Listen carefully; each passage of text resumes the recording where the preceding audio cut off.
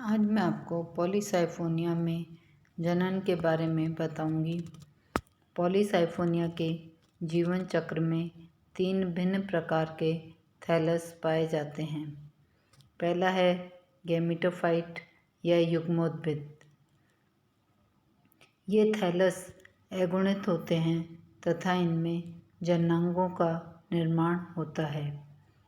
Polysiphonia की अधिकांश जातियाँ एक लिंगाश्रयी है, अतः इनमें नर तथा स्त्री युग्मोद्भिद अलग अलग होते हैं।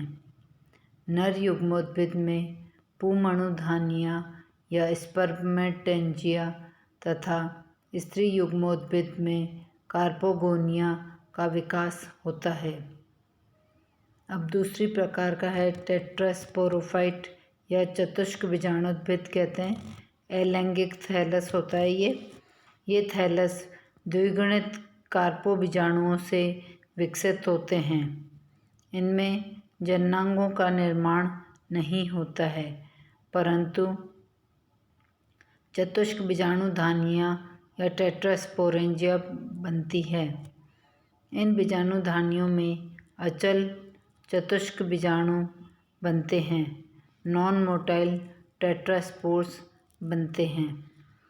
तीसरा है कार्पोस्पोरोफाइट, कार्पो बीजाणुद्भिद कहते हैं इसे। इनका विकास द्विगुणित युग्मनज से होता है, अतः ये थैलस द्विगुणित होते हैं। इनमें द्विगुणित कार्पो बीजाणुओं का निर्माण होता है। कार्पो बीजाणुद्भिद स्त्री युग्मोद्भिद पर आश्रित होते हैं। पॉलीसाइफोनिया में जनन अलैंगिक एवं लैंगिक विधियों से होता है। पहला है अलैंगिक या एसेक्सुअल रिप्रोडक्शन। पॉलीसाइफोनिया में अलैंगिक जनन चतुष्क बीजाणुओं या टेट्रास्पोर्स द्वारा होता है। ये बीजाणु द्विगुणित थैलस में उपस्थित चतुष्क बीजाणुधानियों में विकसित होते हैं। ये बीजाणुधानियाँ गोल स्वरंध्र संरचनाएं हैं और इनका विकास परिकेंद्रीय कोशिकाओं से होता है।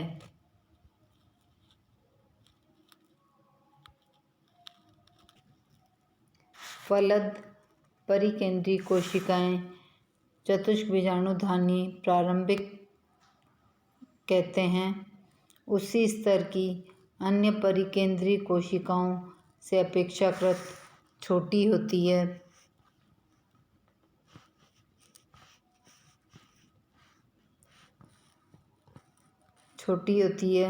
यह कोशिका उद्रक विभाजन द्वारा 2 संतति कोशिकाएं बनाती है। इनमें से बाह्य संतति कोशिका आवरण कोशिका या कवर सेल तथा भीतरी कोशिका बीजाणुधानी मात्र कोशिका या स्पोरेंजियल मदर सेल के रूप में कार्य करती है।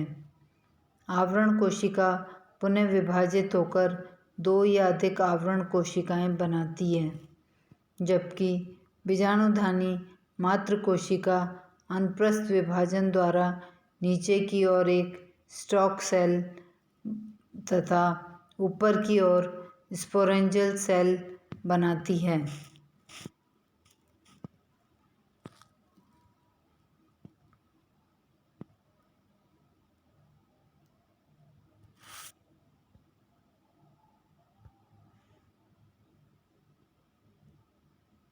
ये इसमें कवर सेल है और ये वाली है स्टॉक सेल।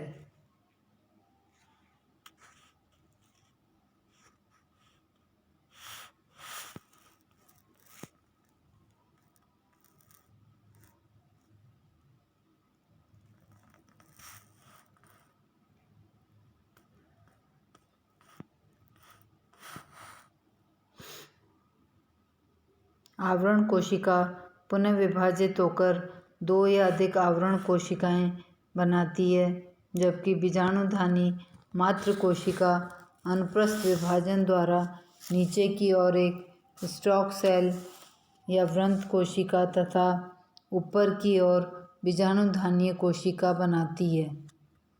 यह स्पोरेंजियल सेल बनाती है। बीजाणुधानी कोशिका के साइज में कई गुना वृद्धि होती है तथा यह चतुष्क बीजाणुधानी के रूप में कार्य करती है। ये इसमें चतुष्क बीजाणुधानी है। ये टेट्रास्पोरेंजियम, ये ऊपर केंद्रीय कोशिका होती है और ये परिकेंद्रीय कोशिका है, पेरीसेंट्रल सेल।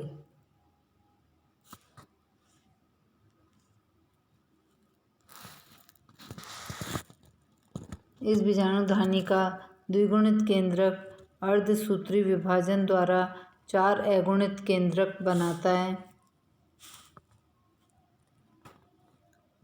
4 अगुणित केंद्रक बनाता है। इसके बाद बीजाणुधानी का जीव द्रव्य 4 एक केंद्रकी खंडों में विभाजित हो जाता है तथा प्रत्येक खंड एक अगुणित बीजाणु के रूप में रूपांतरित हो जाता है। बीजाणुधानी में ये बीजाणु चतुष्फलकीय, चतुष्क या टेट्राहेड्रल, टेट्रास्पोर्स,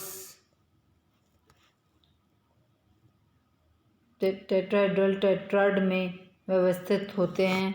ये इस चित्र में ये बताया है टेट्रास्पोर्स। ये 3 बीजाणु दिख रहे हैं और एक इसके पीछे की तरफ होता है।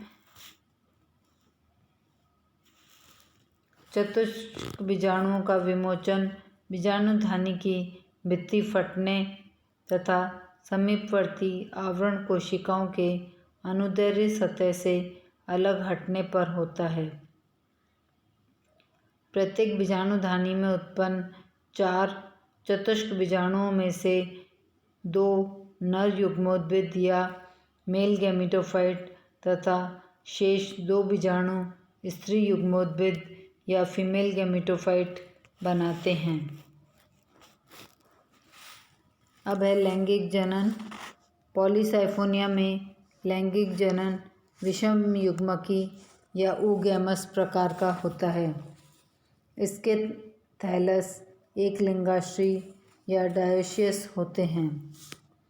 नर तथा स्त्री जननांगों का निर्माण चतुष्क बीजाणुओं से विकसित नर तथा स्त्री युग्मोद्भिद में होता है।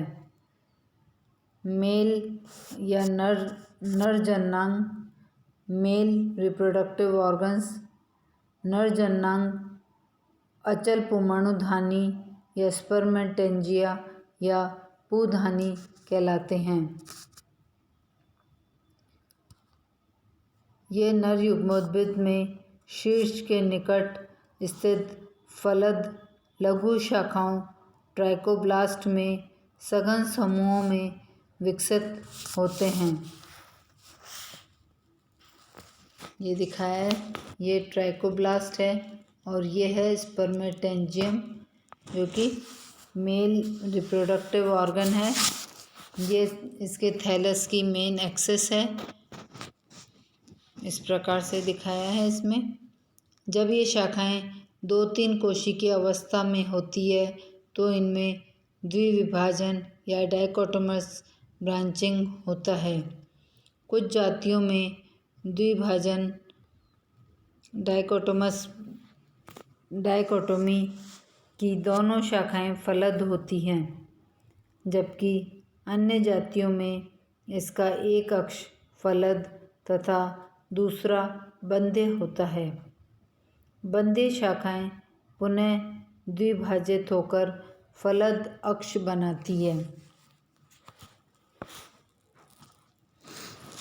अचल पुंमणुधानी के विकास के समय एक अक्षीय फलद ट्राइकोब्लास्ट की 1 या 2 आधारीय कोशिकाओं को छोड़कर जो बंधी होती है, शेष सभी कोशिकाएं परिणतिक विभाजन या पेरिक्लिनल डिवीज़न द्वारा परिकेंद्रीय कोशिकाएं या पेरीसेंट्रल सेल्स बनाती हैं।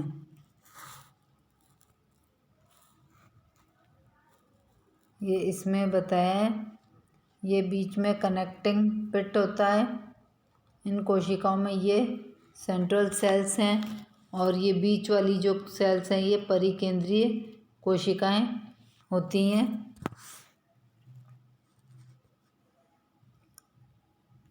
प्रत्येक परिकेंद्रीय कोशिका पुनः विभाजित होकर अक्ष की बाहरी सतह पर एक या दो पुमणुधानी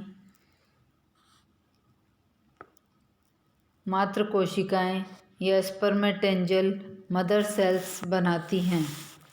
ये कोशिकाएं एक सहंत परत के रूप में व्यवस्थित रहती है। विभिन्न जातियों में पुमणुधानी मात्र कोशिकाएं विभाजित होकर 2 से 4 तक पुमणुधानियां या स्पर्मेटेंजिया बनाती हैं। ये इस वाली सेल में ये बीच की ये सेंट्रल सेल होती है और इस वाले चित्र में दिखाई गई है। ये तो है स्पर्मेटेंजिया और ये स्पर्मेटेंजिया मदर सेल होती है और ये बीच की जो है वो सेंट्रल सेल कहलाती है।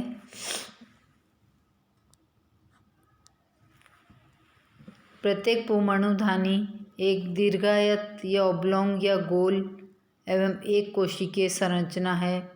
इसकी कोशिका भित्ति 3 परतों में विभेदित होती है। इनमें से बाहरी परत मोटी, मध्य परत जिलेटिनी तथा भीतरी परत अत्यंत अपवर्तक या रिफ्रैक्टिव होती हैं। पुमणुधानी का एक केंद्र की जीवद्रव्यक कायंत्रित होकर एक अचल पुमणु या स्पर्मेशियम बनाता है, जिसका विमोचन पुमणुधानी के शीर्ष पर स्थित एक संकीर्ण झिर्री द्वारा होता है। अब स्त्री जननांग पॉलीसाइफोनिया के स्त्री जननांग कार्पोगोनिया कहलाते हैं। पुमणुधानी के समान इनका विकास भी स्त्री युग्मोद्भिद की फलद लघु शाखाओं पर होता है। प्रत्येक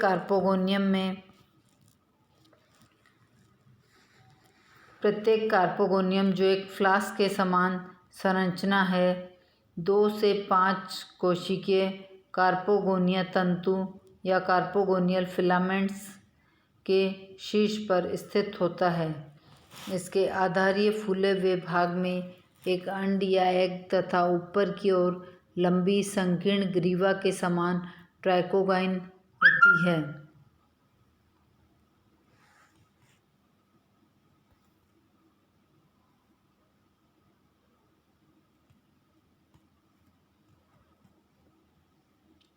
ये इसका थैलस है और ये है ट्राइकोगाइन लंबी और ये कार्पोगोनियम कहलाता है जो कि स्त्री जननांग है और ये इसकी सपोर्टिंग सेल्स कहलाती हैं।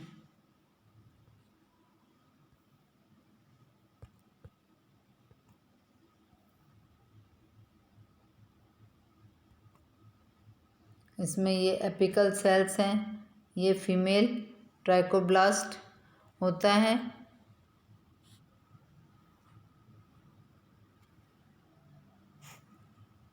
शिशु अवस्था में स्त्री ट्राइकोब्लास्ट या फीमेल ट्राइकोब्लास्ट एक अक्षीय यूनिएक्सियल या यूनिसाइफोनस होता है, परंतु कुछ समय पश्चात परिणतिक विभाजनों के फलस्वरूप यह बहुअक्षीय या मल्टीएक्सियल या पॉलीसाइफोनस हो जाता है। फलद ट्राइकोब्लास्ट के डोर्सल सरफेस की परिकेंद्रीय कोशिकाओं में से एक आलंबक कोशिका या सपोर्टिंग सेल के रूप में कार्य करती है।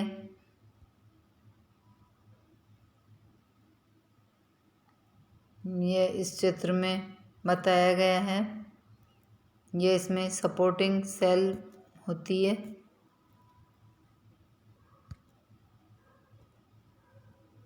ये सपोर्टिंग सेल सामान्यतः कोशिका ट्राइकोब्लास्ट के शीर्षस्थ कोशिका से 3 से 5 कोशिकाएं पीछे स्थित होती हैं।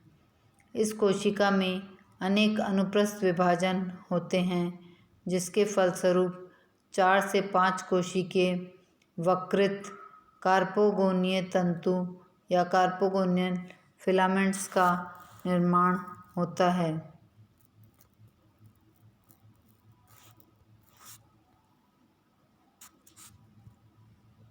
ये कार्पोगोनियल फिलामेंट्स का निर्माण होता है इसमें।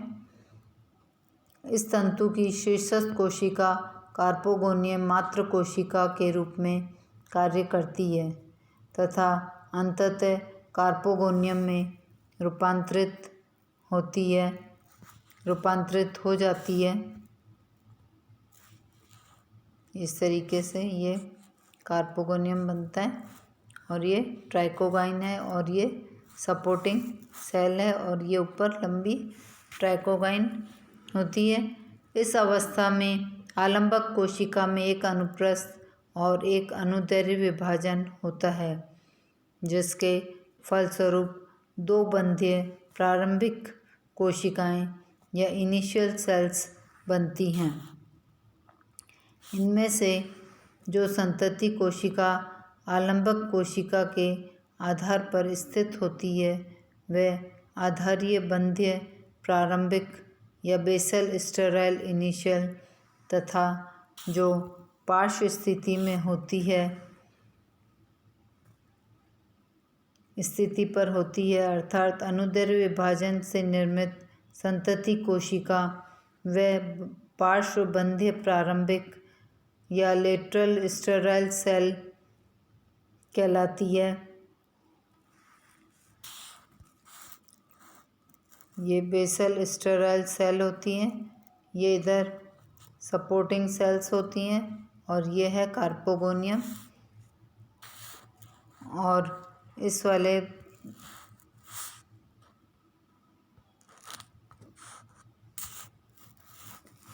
इस चित्र में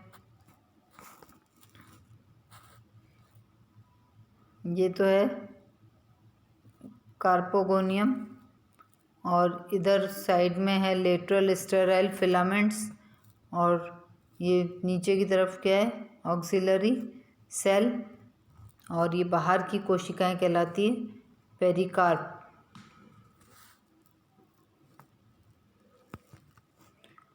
ये दोनों बंध्य प्रारंभिक कोशिकाएं निषेचन के उपरांत आधारी एवं पार्श्व बंध्य तंतु बनाती है।